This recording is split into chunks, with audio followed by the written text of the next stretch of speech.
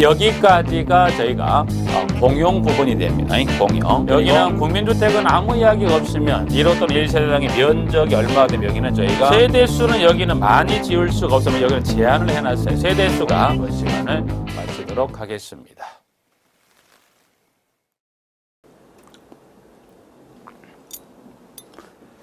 자, 이번 시간 주택관리사 등에 대한 행정처분 기준에 따른 75페이지 지문을 정리하는데요. 여기도 일단은 제가 첫 번째 일반 기준 내용을 한번 정리해 봅니다. 저희가 주택관리사 등에 저희가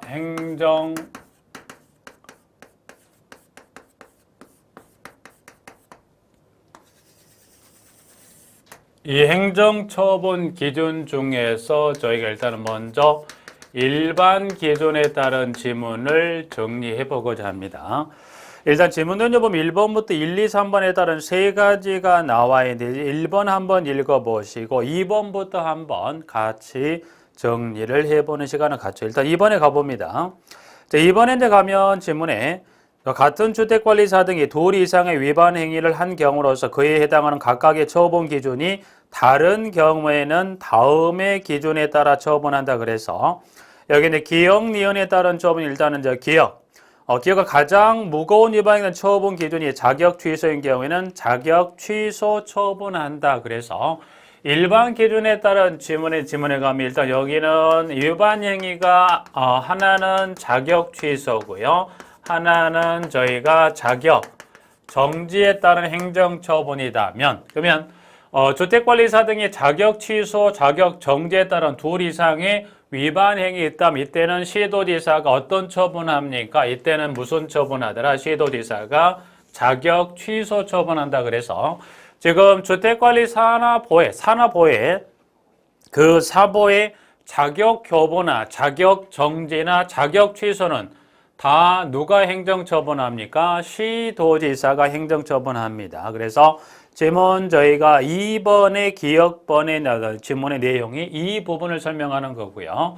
자, 이어서 제가 정리할 지문과 관련해 가보시면 여기는 이렇게 볼 수 있겠네요. 그래서 그럼 일단 저희가 나머지 지문에 관한 내용을 정리할 때 보시면 이렇게 해서 연수를 물어보거나 또는 몇 분의 몇을 그리고 개월을 저희가 물어본다면 그래서 개월을 물어본다면 해서 저희가 주택관리업자에 대한 행정처분할 때와 내용은 똑같습니다. 연수도 1년 그리고 2분의 1 개월도 6개월입니다. 그래서 수치는 세 가지 1년 그 다음 몇 분의 몇 개월에서 이 세 가지 수치 관련한 걸 쭉 한번 정리해 보도록 하죠. 일단 보면 자, 니은번은 처분 기준의 자격 정지인 경우에는 가장 중한 처분 2분의 1까지 가중할 수 있다. 각 처분 기준 합산한 기간을 초과할 수 없다. 이 경우 그 합산한 자격 정지 기간이 1년을 초과하는 때는 몇 년으로 합니까? 1년으로 한다. 그래서 가중 2분의 합산 1년 초과할 수 없다는 질문에서 일단 2번 하고요. 3번도 마찬가지 시도지사는 등등등을 고려해서 두 번째 줄에 그 처분을 가중하거나 감경할 수 있다. 이 경우 그 처분이 자격정지인 경우에는 그 처분 기준이 2분의 1의 범위에서 양가로 가중한 자격정지 기간 1년을 초과할 수 없다 해서 닫고 하거나 감경할 수 있고 자격 취소인 경우 6개월 이상의 자격정지 처분을 감경하는데 마찬가지 여기도 이 6개월에 여기는 보시면 6개월의 자격정지 처분으로 감경하는데 여기도 보면 뭐는 제외한다고요. 여기는 필연적인 사유는 여기도 저희가 제외합니다라고 이렇게 지문을 정리하고 있습니다. 그래서 지문 3번 지문 나와 있고요. 여기서는 저희가 감경 사유에서 일단 여기도 보시면 가중하고 감경 사유는 일반 기준은 그 중에 보시면 여기도 감경 사유는 여기도 총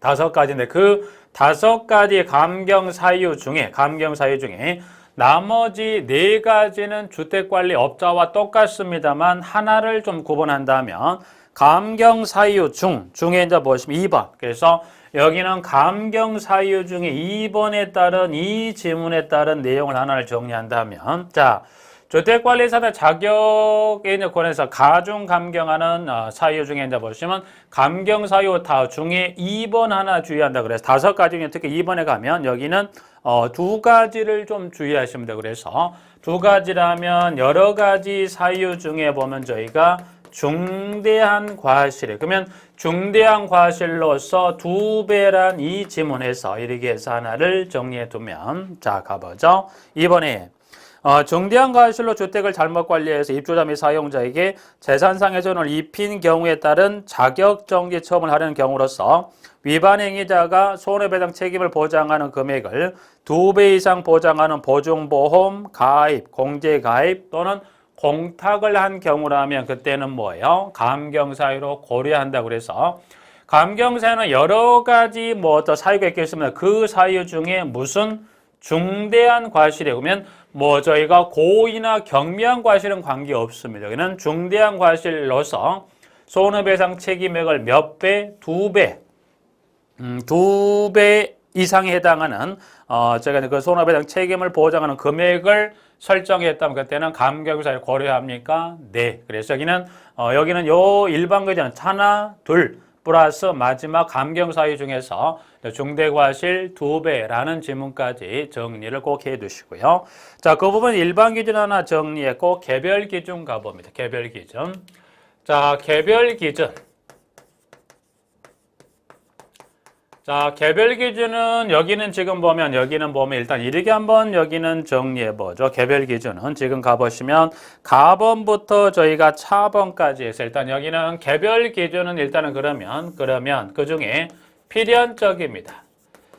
필연적 사유라고 하는 뭐야? 그 시도지사는 이 필연적인 사유에 해당하면 그 자격을 취소한다. 선택의 여지가 있다? 없어요. 그러면 필연적인 사유에 해당한다면 그 자격을 취소한다. 그러면 필연적인 자격 취소 사유는 여기 나와 있는 지문의 가에서부터 차 중에 이제 보시면 지문 일단 한번 쭉 몇 가지를 같이 한번 체크해 보죠. 그 중에 지문의 가번입니다.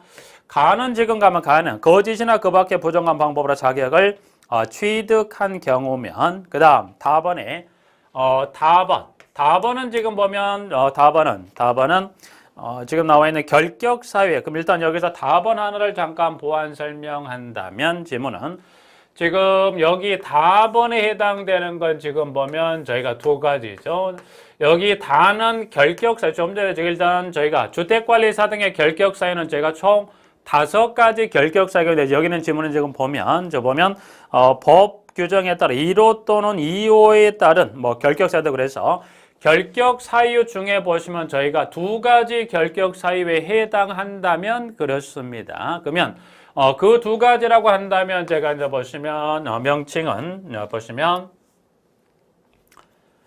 피성년 후견인과 피한정 후견인이라면 해서 그 2가지 사유하고요. 그 다음 저희가 파산 선고를 받은 자로서 저희가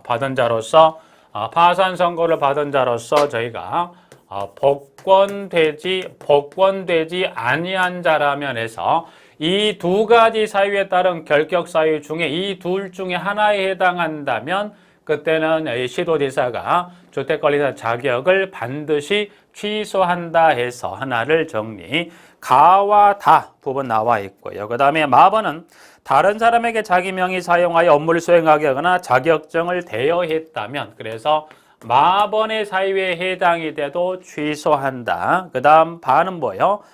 바는 지금 보시면 여기는 금고 이상의 형의 선고는 맞습니다만 사유가 여기는 공동주택의 관리 업무와 관련해서 금고 이상의 형의 선고를 받는다면 바번하고요.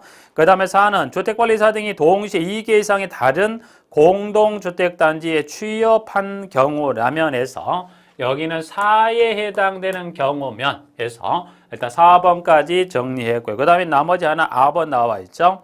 주택관리사 등이 자격정지 기간 중에 주택관리 업무를 수행한 경우라면 해서 일단 보시면 지문의 아번에서 지금 자격을 반드시 취소해야 한다는 필연적인 사유면 가다, 마바, 사, 아에 따른 6가지의 사유라면 이때는 시도지사는 그 자격을 취소한다. 선택의 여지가 있다? No. 그래서 가방부터 아에 해당되는 사유면 선택이 없습니다. 그러면 요 6가지를 빼 나머지는 여기 나머지 사유면 여기는 저희가 임의적입니다. 그래서 임의적 사유에 해당한다. 그러면 임의적 사유에 해당한다면 뭐 하더라? 그 사유에 따라서 자격을 취소할 수 있고 임의적 사유에 해당한다면 자격을 취소 또는 자격 정지 처분하는데 여기서 저희가 하나 기억할 것은 그러면 임의적인 사유에 따라서 자격을 취소합니다. 네. 그래서 여기는 지금 보면 이 6가지를 뺀 나머지의 경우라면 자격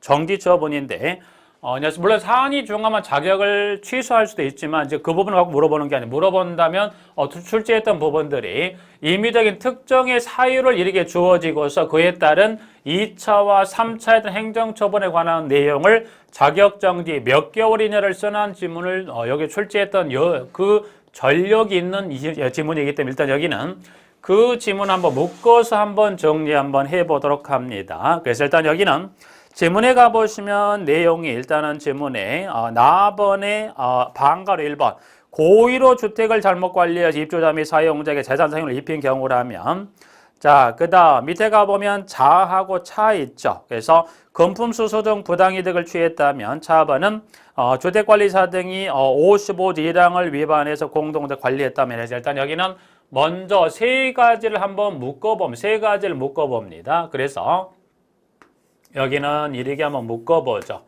지금 방금 봤던 고의예요. 고의로 인해서 어떤 손해를 끼쳤다면 그 다음에 저희가 이제 보시면 좀 줄여보죠. 금품수수 등의 부당이득을 취했다라면 두 번째에서 저희가 자번하고 그 다음에 차번은 지금 여기 이제 보시면 주택관리사 등이 규정을 위반해서 공동을 관리했다. 여기는 보면 배치 규정을 위반했다는 거예요. 여기는 배치 규정을 위반했다는 겁니다. 여기 주택관리 규정을 55조 관련 규정을 위반해 공정 관리했다는 것은 배치 규정을 위반했다. 그래서 여기서 그러면 배치 규정을 위반했다는 이야기는 무슨 말이냐면 여러분이 주택관리사 그렇죠? 여러분이 주택관리사 본화사의 자격을 취득을 합니다. 그러면 본화사의 자격을 취득하게 되면 근무하는 공동택의 단지 세대수는 제한이 있나? No. 그래서 세대수 기준으로 해서 500세대를 기준으로 해서 세대수 500세대 이상이면 500세대 이상이면 누가 일단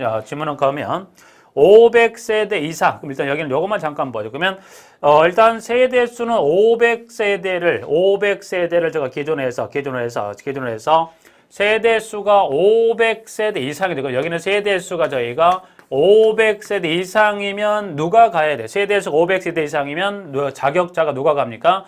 주택관리사가 가야 되는데 이 500세대 이상에 누가 가서 근무했다? 보가 가서 근무하는 건 여기는 무자격자입니다. 물론 보의 자격을 가지고 있지만 주택법에서는 세대수가 500세대 이상이면 누가 가서 근무합니까? 사가 가서 근무하는 규정에도 불구하고 보가 가서 근무했다? 안 됩니다. 그래서 여기서 말하는 배치 규정이 뭐냐는 것은 보의 자격을 가지고서 세대수 500세대 이상의 공동체에 가서 근무했다면입니다. 그러면 요 세 가지 사유는 묶어버릴 수 있어요. 그래서 묶어버린다면 요 세 가지는 묶어서 1차 위반시라면 그리고 2차 위반시라면 그리고 3차 위반시라면 해서 세 가지 사유를 묶어서 고의 금품수수 부당이득을 취했다면 배치규정 위반했다면 해서 세 가지 중에 사유에 해당한다면 지금 보면 1차가 자격정지 6개월 여기는 1차가 자격정지 6개월입니다. 그래서 여기는 1차에 해당한다면 자격정지 저희가 6개월 2차에 해당한다면 자격정지 1년 3차는 없습니다. 그래서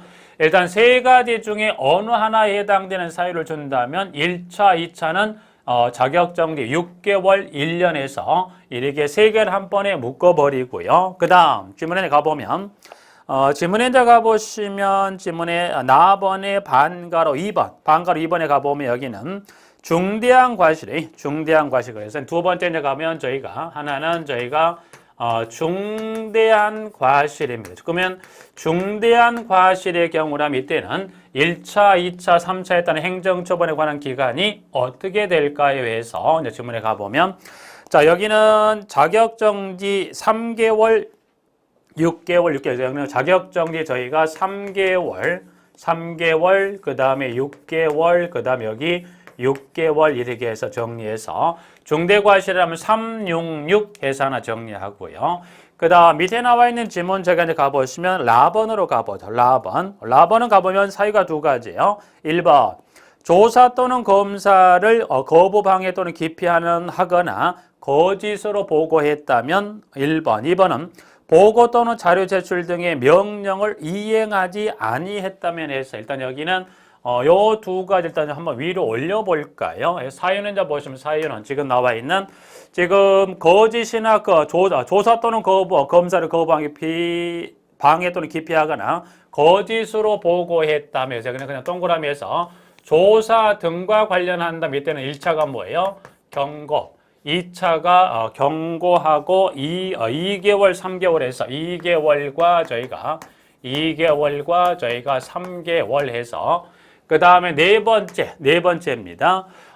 지금 보고 또는 자료 제출 등의 명령을 이행하지 아니했다면 해서 여기는 보시면 보해서 보고 또는 자료 제출 등의 명령을 이행하지 않았다면 여기는 경고 1개월, 여기 2개월 해서 여기만큼은 일단은 여러분이 꼭 정리. 일단 여기는 그러면 개별 기준은 지금 반드시 지금 저희가 정리했죠. 필연적인 사유라면 몇 가지를 정리했던가요? 지금 정리했던 6가지 사유면, 그리고 두 번째 임의적인 사유면 여기도 몇 가지였나요? 여기도 지금 제가 정리했던 사유 여기도 몇 가지요? 여기도 지금 6가지를 정리했어요. 그럼 일단은 먼저 여러분이 여기서는 일단 여러분이 뭘 정리하시냐면 이 지문에 일단 여기를 서술형으로 주든 아니면 이거를 기입형으로 주든 간에 여러분이 임의적인 사유와 필연적인 사유를 박스형으로 물어보든 오지선다로 물어보든 서로를 구분할 수 있게끔 정리하는 게 첫 번째입니다. 그래서 서술형으로 하나를 둘 중에 어느 하나를 끼워 넣기 해서 구분할 수 있냐면 박스 처리형으로 해서 짝짓기로서 옳게 짝지어진 걸 구분할 수 있는 그런 부분 하나 하고요.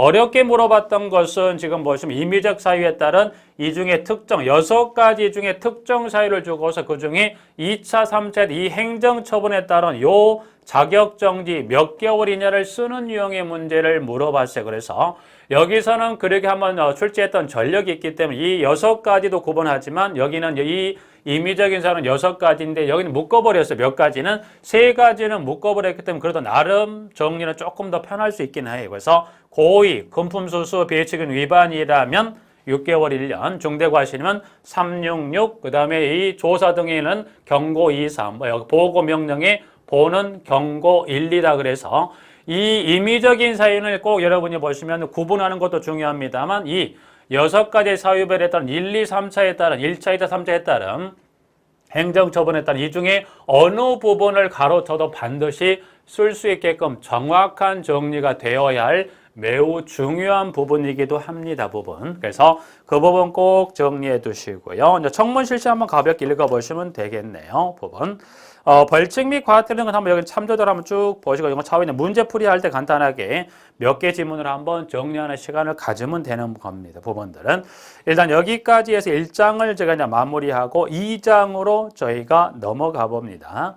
자, 2장에서는 제가 이제 바로 들어가는데 2장은 이제 보시면 제가 쭉 해서 이제 보시면 바로 98페이지 가면 입주자 대피 회의에 관한 부분이 나옵니다. 입주자 대피 회의 지문입니다.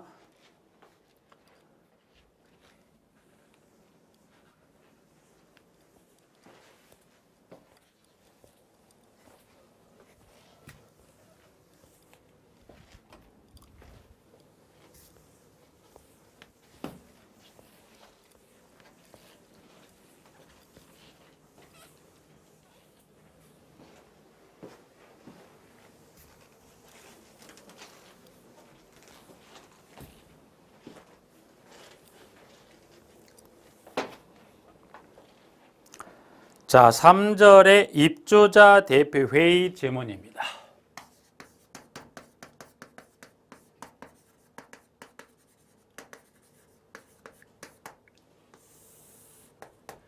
자, 입주자 대표회의는 매회 두 문제는 꼭 꼬박 어느 해를 막론하고 기본 두 문제는 꼭 출제가 되는 빈도가 매우 높은 지문 중에 하나입니다. 지문은. 자, 그래서 일단 나머지 한번 쭉 정리를 하고요. 여기서는 저희가 기본 과정의 설명을 좀 안 드렸었던 지문에 관련 몇 가지와 주요한 지문 내용을 위주로 정리를 잠깐 하고자 합니다.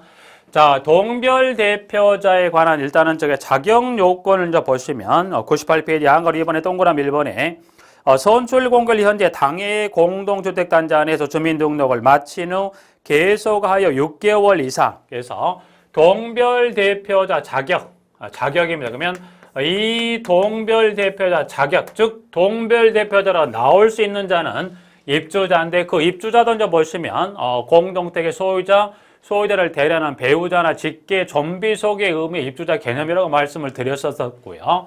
그러면 자격 요건은 지금 보시면 1번 원칙은 지금 보면 1번에 원칙 동별 대표자 자격 요건은 원칙은 1번에 지금 나와 있는 지금 선출 공고일 현재 당해주택단지 안에서 주민등록을 마치고 계속하여 몇 개월? 6개월 이상. 그래서 6개월 이상 거주하고 있는 여기 자격은 당연히 누구만 됩니까? 입주자가 되는 거고요. 사용자는 절대 안 돼요. 지난해 같은 경우는 보시면 사용자도 된다고 그래서 근데 사용자는 어떤 경우도 절대 안 되고 동별 대표자 뽑힐 피선거권에 관한 자격은 누구만 갖습니까? 입주자인데 여기서 말한 입주자의 개념은 공동주택의 소유자. 여기는 소유자를 대리하는 배우자 그리고 대리하는 저희가 직계 좀비속의 개념의 입주자 개념이다. 그러니까 쉽게 말하면 소유자도 동별 대표자로 나올 수 있고 배우자도 직계 좀비속도 동별 대표자로 출마할 수 있다는 이야기예요. 그러면 이자들이 나오려면 이와 같은 자격 요건을 갖추면 된다는 겁니다. 근데 이 자격 요건은 예외적으로 두 번째. 그러면 이 자격 요건은 저희가 두 번째의 경우면 이 원칙 요건 적용한다? 적용하지 않는 게 있어요. 그래서 지문에 가보시면 지문은 지금 이어진 6개월 이상 다음에 안 가라면 최초 입주대표를 구성하거나 하나의 공동주택단지를 수개 공구로 구분하여 순차적으로 건설한 경우에 먼저 입주한 공구 입주자 또는 사용자는 입주대표를 구성할 수 있다. 다만 다음 공구 입주 예정자 과반수가 입주한 때는 다시 입주대표를 구성한다고 그래서 이 원칙에 따른 요건을 보면 첫 번째 지금 저희가 최초 구성이죠. 입주자 대표회를 최초 구성합니다. 그럼 최초 구성은 관리 방법 결정 요구일로부터 3개월 이내 구성해야 돼. 근데 이 원칙 요건을 적용한다면 최초 구성은 할 수가 없죠. 그러다 보니까 최초 구성할 때 이 원칙 요건을 적용한다 그래서 이때는 이 두 가지 중에 하나다. 그래서 일단 최초 구성하는 경우하고 하나의 공동단지를 저희가 공구로 구분 건설하는 경우라면 이때는 어떻게 돼요? 두 가지 중에 하나에 해당한다면 이때 이 방가로 1번에 따른 이 원칙 요건을 적용한다 안 한다?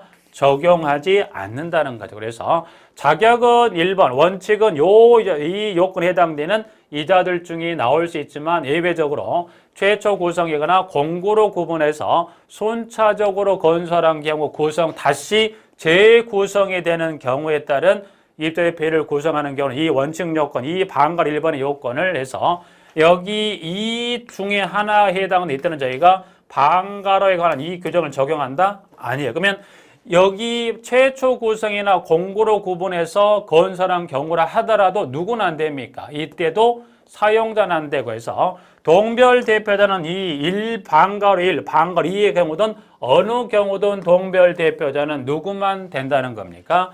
입주자만 된다는 것 하나를 정리하고요. 자, 그러면 여기서 이제 그 선출 요건 잠깐 봐두시고 동그라미 2번. 자, 그러면 동별 대표자로 이와 같은 자격 요건에 해당이 된 입주자가 나옵니까? 네. 오케이. 됩니다. 그러나 입주자 중에서 이제 보시면 동별 대표자로 나오더라도 안 되는 결격 사유가 있어요. 그래서 결격 사유는 보시면 총 해서 저희가 10가지 결격 사유는 이 10가지 결격 사유는 이거는 아무리 강조해도 지나침이 없다. 그래서 여기는 단독으로 지금 3번 단독 요 결격 사유만을 가지고 문제를 3번을 냈어. 그 지난해도 마찬가지입니다만 종합의 형태로 하나 아니면 2개로 문항을 끼워 넣기 해서 하나 아니 2개로 문항까지 추가한다면 출제 빈도를 그 부분을 빼고 단독으로만 3문제를 냈지만 저희가 하나의 종합 형태 문제 중에 하나 내지 2개의 결격사를 끼워 넣기까지 한다면 그건 한 3번 이상 또 출제가 됐었던 부분이기 때문에 결격 사유는 꼭 기억하시는데 아직 결격 사유를 가지고 지금은 그와 같은 저희가 소수령의 문제는 출제 빈도가 매우 높았습니다만 아직은 이거는 뭘 물어보지 않았냐면 여기는 기평을 물어본 적이 없습니다. 부분들. 그래서 여기도 보시면 그러면 결격 10가지를 가지고 시험을 낸다면 또 소수령이든 기평이든 문제를 낸다면 여기도 어떻게 돼요? 수치입니다. 수치. 수치에 관한 지문제 보시면 쭉 몇 가지를 정리할 겁니다. 부분들. 그래서 수치에 관한 지문으로 잠깐 저희가 이제 본다면 기억에서부터 이제 치읓에 관한 지문 중에 이제 보시면 시옷, 이응, 지읒에서 이제 수치에 관한 건데 수치는 보면 수치는 저희가 시옷, 이응 그리고 지읒하고 치읓에 따른 요 4가지 수치 하나, 둘, 셋, 넷에 따른 이 수치는 반드시 기입, 물론 이 수치를 가지고 여기를 소수령으로 해서 수치를 바꾸거나 의미를 바꿔 물어본 적도 있습니다. 그래서 여기 수치 4가지는 기입형을 준비한다면 시옷, 이응, 지읒, 치읓에 따라 4가지 수치는 꼭 주의를 하시고요. 여기도 마찬가지 지문을 주의하자. 그래서 여기도 마찬가지 지문을 주의하는데 보면 예를 들어서 여기도 마찬가지 니은 파산자로서 복권되지 아니한 사람. 여기 보시면 여기서 뭐뭐 아니한 사람, 이 뭐뭐 아니한 사람이 여기도 뭐뭐 된 사람으로 바뀐다면 그래서 여기는 뭐뭐 아니한 사람은 결격 사유에 해당이 됩니다만 뭐뭐 된 사람으로 지문이 바뀌는 순간 결격 사유는 해당이 없다. 그래서 여기도 마찬가지요. 파산자로서 복권되지 아니한 사람인데 복권된 사람으로 바뀌면 여기도 결격 사유하고는 관계가 없어요. 자, 관련해서 하나만 잠깐 본다면 여기도 지읒과 지읒. 네, 그 중에 보면 지읒번도 요 지문 하나 잠깐 여기 지읒번 요 지문에 해당이 됩니다. 네, 예를 들어서 지읒은 해당 공동주택의 동별대표 사퇴하거나 해임된 날로부터 4년이 경과된 사람이라면 여기도 수치 4는 들어갑니다만 여기도 결격 사유는 들어가지 않습니다. 그래서 주의할 건 지금 시옷, 이응, 지읒에 수치가 들어간 타도로 방금 같은 지읒번에 관한 것은 여러분이 대부분 지읒은 여러분의 포인트는 뭘로 잡아요? 4만 나오면 그 지문은 맞는 건데 4는 나왔음에도 불구하고 뒤에가 4년이 경과된 사람이란 지문으로 바뀌면 어떻게 돼요? 지읒은 틀립니다. 그래서 그 부분 좀 주의하셔서 내용을 정리해 두시면 되겠습니다. 일단 그러면 여기는 그와 같은 형태의 지문이라면 니은번에 관한 지문, 그런 지문 주의하시고 시옷번도 그렇게 볼 수 있죠. 5년이 지나지 않은 사람인데 5년이 지난 사람 또는 5년이 경과된 사람이라고 한다면 시옷번도 마찬가지. 시옷번도 이제 보시면 수치는 들어갑니다만 해서 수치가 들어갈 때 꼭 끝까지 꼭 읽어보시도록 하기로 해서 여기는 수치한 위와 같은 지문을 바꿔서 물어볼 수 있다는 것 주의하고요. 이 지문 중에 이제 보시면 또 문제를 만들었었던 건 좀 하나 잠깐 본다면 지문은 리을번입니다. 그래서 리을번 이제 보시면 한번 지문을 나왔던 게 이제 보시면 여기는 유예 기간이 여기는 종료된 후 저희가 플러스 3년이 경과되지 아니하니란 지문을 주었어요. 근데 여기는 유예 기간 중이면 끝나가 종료된 후 몇 년의 경과에 따른 단서 규정은 관계가 없습니다. 그래서 리을번은 이 지문 하나 주의하시고요. 그 다음 저희가 하나 구분할 것은 그 중에 시옷번. 자, 시옷번은 하나 주의할게요. 시옷번은 지금 이 시옷이란 요 지문 자체가 위치를 지금 저희가 이제 보고자 하는 여기 동별 대표자. 지금 보는 것은 저희가 동별 대표자에서 보고 있지만 시옷에 관한 요 지문은 저희가 어디에서 본 적이 있습니까? 요거는 저희가 주택관리사 등에서 여기는 저희가 주택관리사 등의 결격 사유에서 시효번은 동별 대표자 결격 사유 또는 주택관리사 등의 결격 사유 모두 다 등장합니다만 수치는 좀 달라요. 그래서 동별 대표자에 등장한 여기서는 연수가 5년입니다만은 주택관리사 등의 결격 사유에 시효세 관한 지문이 들어간다면 여기는 연수가 여기는 저희가 2년이 들어갑니다. 그래서 같은 어떤 지문입니다만 위치하는 게 따라서 저희가 동별 대표자 결격 사유에 시효번의 지문이 들어가면 연수 5년이고요. 주택관리사 등의 결격 사유에 들어간다면 연수는 몇 년? 저희가 연수가 2년이 됩니다. 그래서 그 부분 한번 꼭 주의해서 기역에서부터 치읍까지 꼭 주의하시고 그중에 또 여러분이 또 하나 놓칠 수 있는 부분 중에 하나가 있나 보시면 그중에 이응번 하나 봐. 이응번. 자, 이응번은 가면 여러분 실수할 수 있는 부분들이 여기는 여러분이 이응은 100과 플러스 5년이란 지문을 포인트를 잡아두면 이응번의 지문 여러분이 100과 5년에 100과 5가 나오면 여러분의 10분이면 8, 9분은 맞는 걸로 갑니다만 플러스 주의할 것 플러스 100만 원 5년이란 건 벌금이다 과태료다. 여기는 저희가 벌금 100만 원 이상의 형의 선고 5년이란 지문이다. 그래서 이응번은 수치 100만 원과 5년도 중요합니다만 앞에 있는 게 뭐예요? 그 규정은 벌금이다 과태료다.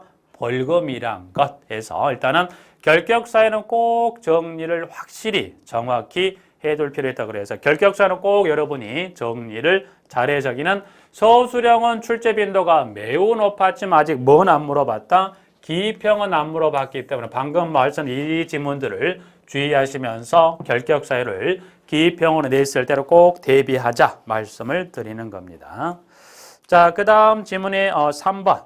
동별 대표자 임기는 예전에 보시면 저희가 2년으로 해서 한 번만 중임할 수 있다. 그래서 지문 두 번째. 그러면 동별 대표자 이와 같은 결격 사유가 없다고 한다면 이제 선출이 됐어요. 그러면 동별 대표자의 저희가 임기는 자, 그러면 동별 대표 이제 이와 같은 입주자 중에서 그와 같은 자격 요건에 이와 같은 결격 사유에 없다고 한다면 이제 동별 대표자로 선출이 됐습니다. 라는 겁니다. 그러면 동별 대표 임기는 몇 년이에요? 2년으로 하고 한 번만 중임이다. 한 번만 뭐 할 수 있다? 저희가 중임할 수 있다는 거에서 중임이란 건 뭐예요? 2년으로 한 번이 중임이란 것은 2년 임기가 끝나고 이어서 한 번 하다면 2년 임기가 끝나고 중간에 쉬었다가 다시 하든 간에 최대 동별 임기는 최대 몇 년간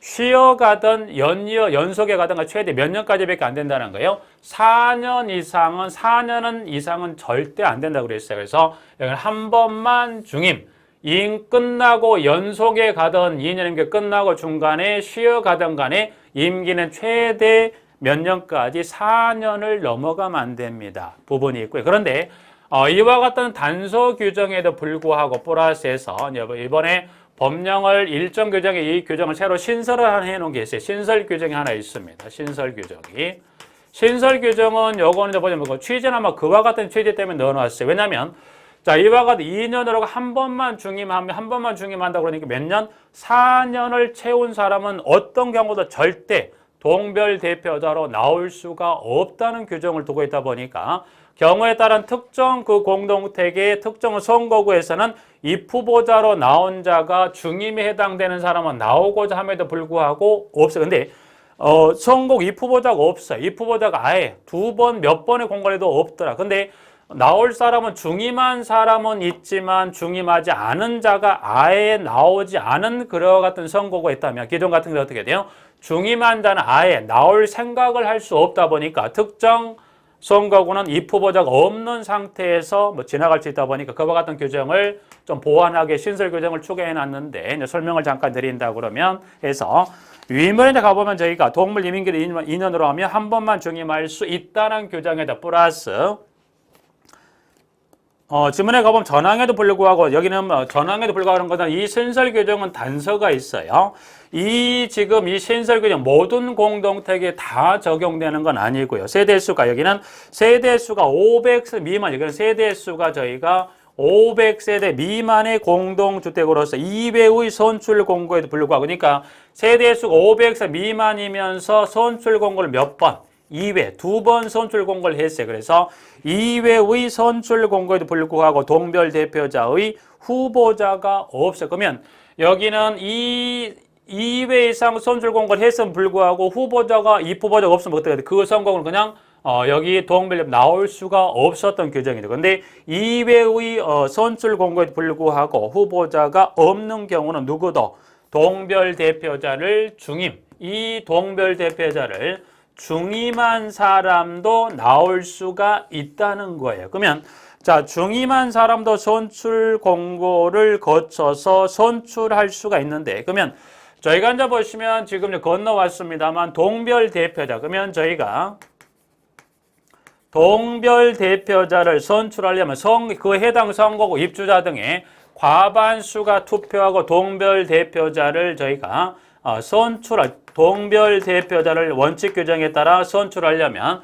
동별 대표자는 그 선거구 입주자 등의 과반수가 투표하고 선출은 그 선거구에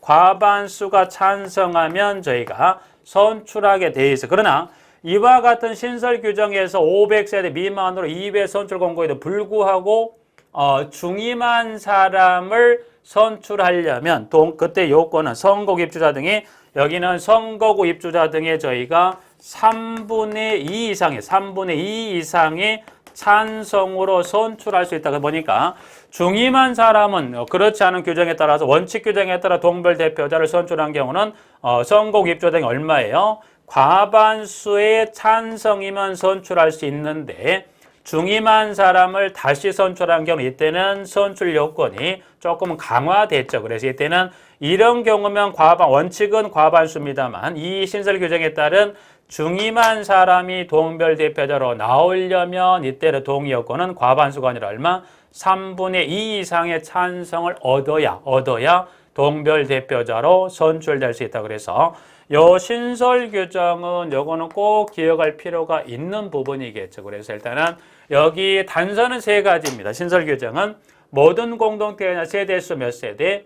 500세대 미만으로서 선출 공고는 2회 이상 선출 공고했고요. 그런 경우라면 이 후보자가 없던 때는 중임한 사람도 나올 수 있는데 중임한 사람을 선출한 요건은 과반수가 아니라 3분의 2 이상의 찬성을 얻어 선출할 수도 있다는 겁니다. 자, 그래서 선출할 수 있다. 이 경우 후보자 중 동별 대표자를 중임하지 아니한 사람이 있으면 동별 대표자를 중임한 사람은 후보자의 자격을 상실할 수밖에 없겠죠. 그렇죠? 그래서 여기는 그 단서 새로 신설됐다는 것에 대해서는 위임을 통해서 한번 쭉 정리를 해 놓으시고요.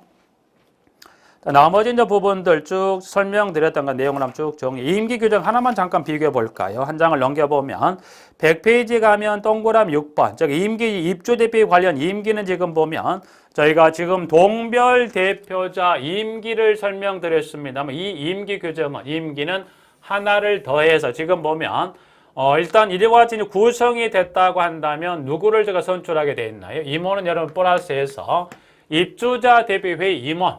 그러면 입주자 대표회의 임원의 임기는 어떻게 합니까? 그래서 동별 대표니까 이와 같이 법령으로 이와 같은 원칙 예외 규정을 두었습니다만 임원의 임기, 이 임원을 하게 되면 저희가 회장과 감사와 이사를 두고 있는데 그 임원의 임기는 여기는 법이 아니라 이거는 공동주택에 저희가 관리 규약으로 저희가 두고 있다는 것에서 임기는 입대표에 관련 임기는 제가 딱 2가지입니다. 동별 대표자 임기를 물어본다면 그와 같은 저희가 주택법 시행령에서 법으로 정해놨지만 입대표회의 임원의 임기 동그라미 6번은 임원의 임기는 여기는 관리 규약으로 정하게 되어 있다. 부분 한번 정리해 두시고 마지막 지문 8번. 이제 선출되어 있다면 지금 8번에 따라서 동별 대표자 500 이상 공동대 회장 감사와 그리고 이것 500세 미만의 입대부의 임원의 경우라면 어떤 절차를 통해서 해임하는지까지 해서 이제 기억에 잠깐 그거 보면 자, 동별대표들이 해임하려면 해당 선거 입주자 등의 과반수가 투표하고 투표한 과반수 찬성으로 해임합니다. 그다음에 니은의 경우라면 전체 입주자 등의 10분의 1 이상이 투표하고 투표한 투표자 과반 찬성으로 해임. 디귿 500 미만의 공동체 회장 입대부 회의 임원이라면 이때는 관리규약으로 정하는 절차에 따라 해임에서 해임은 지금 기역, 니은, 디귿에 따른 세 가지 경우에 따라서 해임에 관한 요건 꼭 구분 정리할 필요가 있다라고 말씀을 드립니다. 이번 시간은 여기까지 정리하고 마치도록 하겠습니다.